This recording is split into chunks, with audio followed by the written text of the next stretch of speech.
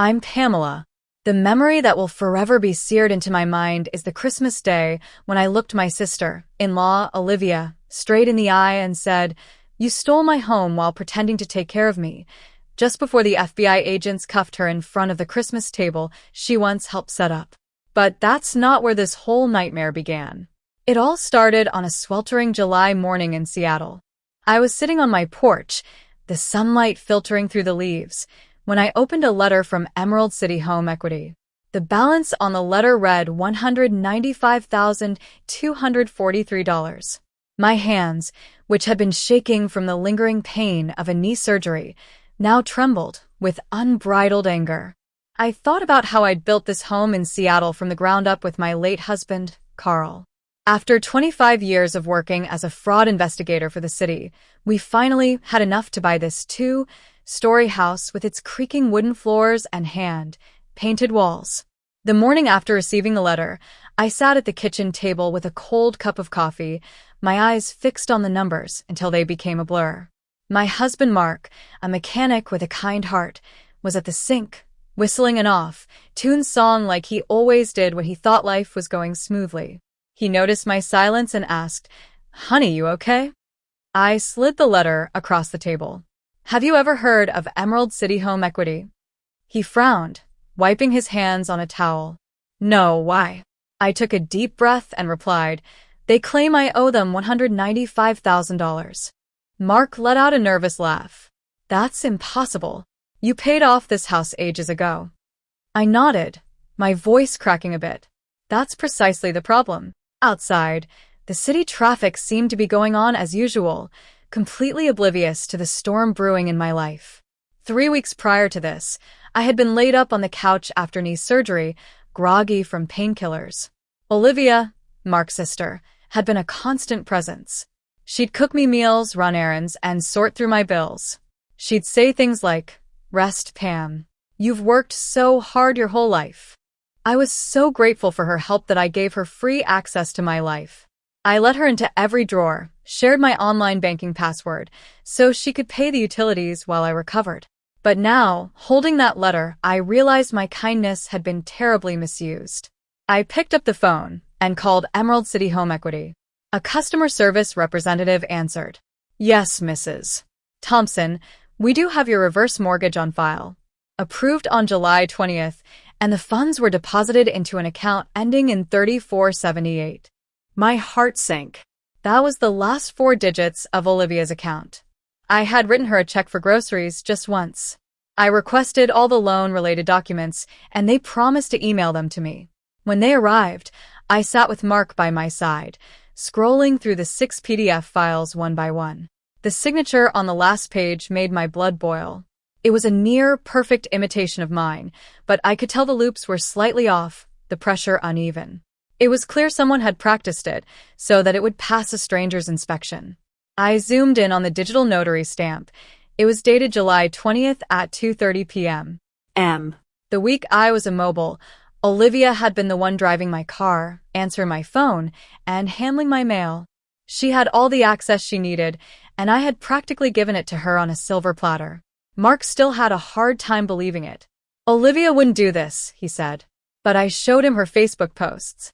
There she was, standing next to a shiny new BMW, and a few weeks later, she was in Hawaii, sipping cocktails with her kids, all of them with the latest iPhones in their hands. How could she afford all this? The next day, I drove myself to the police station. They directed me to the Financial Crimes Division. A kind-looking officer told me, "You'll need a good attorney. Reverse mortgage fraud is a serious crime, and it happens more often than you think." That afternoon, I met attorney Lily Carter. She wore a sharp blue suit and had a no-nonsense attitude. After flipping through my documents, she said, "Your sister-in-law forged a notarized affidavit. This is a federal case, and you've got a strong one." I looked at her and said, "She took care of me while she was doing all this.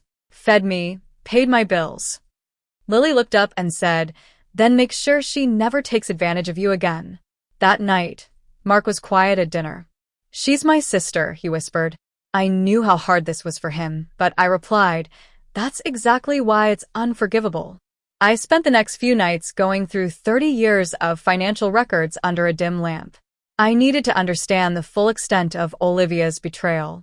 By dawn, I had color-coded folders spread across the floor, my cane standing beside me like a weapon. This wasn't just about the money anymore. It was about reclaiming my dignity. Lily filed the first round of complaints, and soon, the county records confirmed the nightmare. The mortgage was legally binding on paper, and my house was in jeopardy. "We'll notify the FBI," Lily said. "They'll open a federal case. You've done most of the hard work."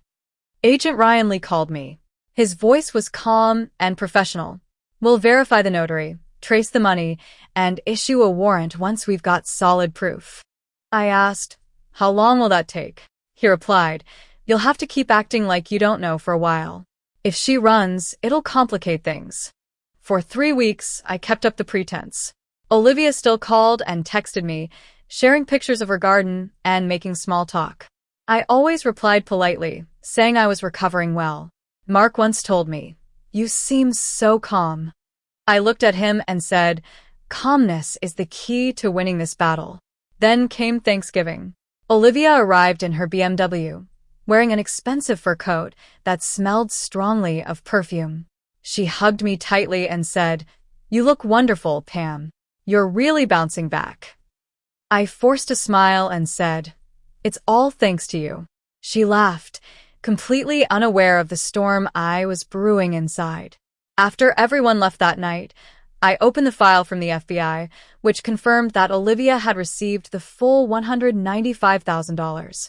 I stared at the phone, thinking, tomorrow it all ends. Christmas, the coldest day I could remember, dawned with a pale, white sky. Mark woke up early and tried to act like it was a normal day, humming along to the radio in the kitchen. I sat on the edge of the bed, my cane by my side, watching the Christmas tree lights flicker in the hallway. One of the bulbs at the top was out, and it seemed fitting for the situation. The FBI had called the night before. "We'll be there at 3:15 p.m. to execute the warrant. We need her to be at home," Agent Lee said. I told him, "She won't miss a family gathering." I spent the morning cooking a big meal, turkey, mashed potatoes, and roasted vegetables. The scents filled the house, creating a false sense of warmth. The table was set with our best china, just as Mark's mother had always insisted for family occasions. Mark asked me, "Are you sure you're ready for this?" I replied, "I've been ready since July." He nodded, but I could see the pain in his eyes.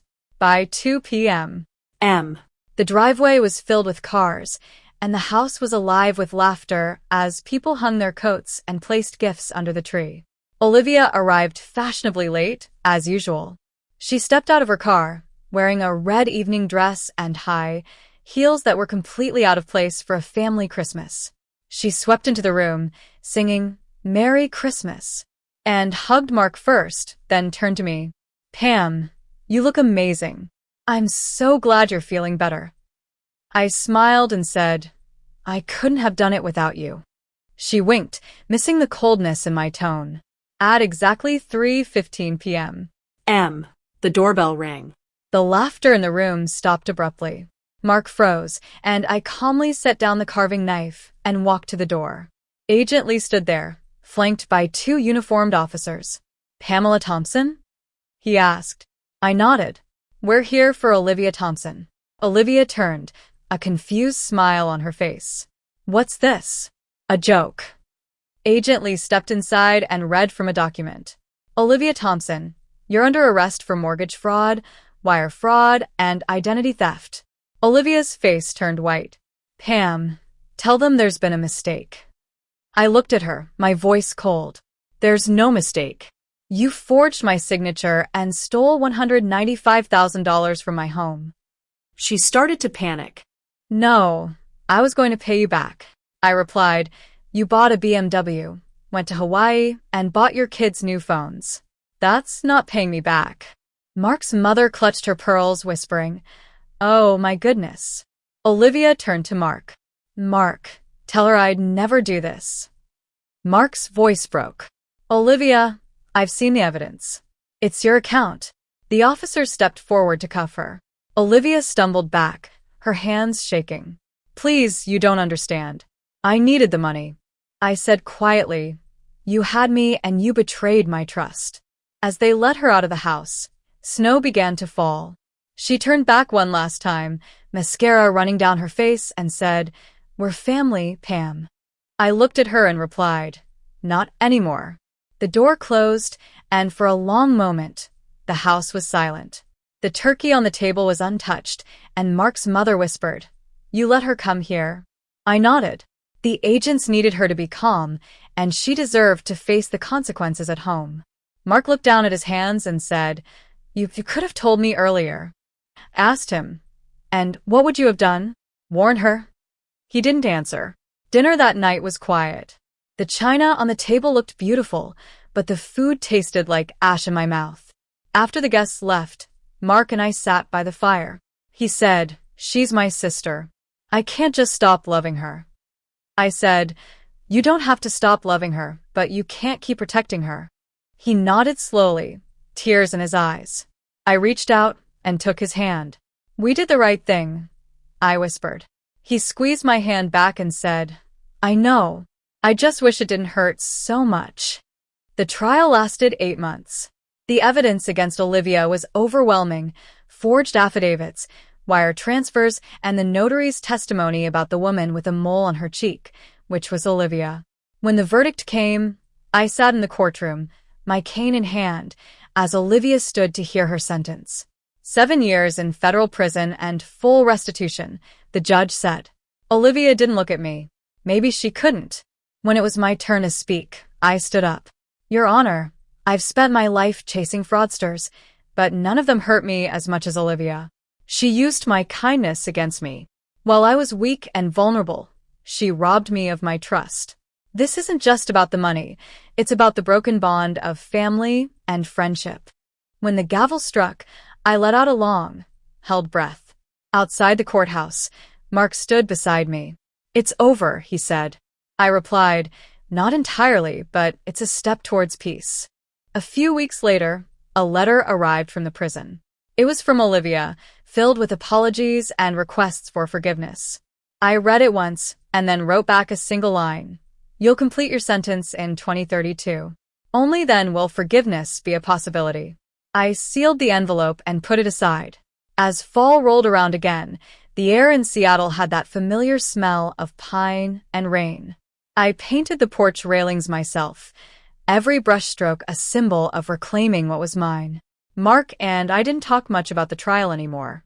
Some wounds healed better in silence. The FBI closed the case in October. Agent Lee called to say it was one of the most straightforward investigations he'd ever handled. I thought to myself, straightforward? Nothing about this felt easy. By Thanksgiving, the house was warm again, and the garden in front had started to grow back. I set the table with the same china, poured 2 glasses of wine, and lit a candle. Mark raised his glass and said, "To peace." I clinked his glass and said, "To truth, and to never being deceived by false kindness again."